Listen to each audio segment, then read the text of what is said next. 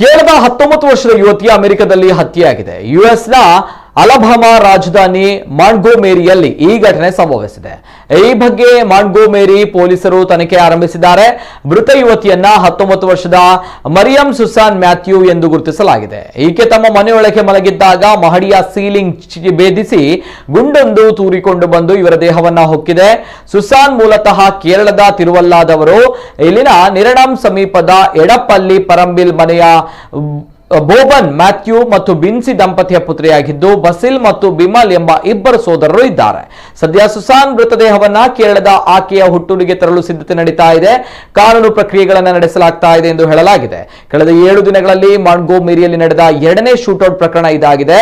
ಕೆಲವು ದಿನಗಳ ಹಿಂದೆ ಇಲ್ಲಿ ಥ್ಯಾಂಕ್ಸ್ ಗಿವಿಂಗ್ ಹಾಲಿಡೇ ಆಚರಣೆ ಸಮಾರಂಭ ನಡೆದಿತ್ತು. ಈ ವೇಳೆ ಯುವಕನೊಬ್ಬನಿಗೆ ಗುಂಡು ಹೊಡೆದು ಕೊಲ್ಲಲಾಗಿತ್ತು ಎಂದು ಮಾಹಿತಿ ತಿಳಿದು ಬಂದಿದೆ.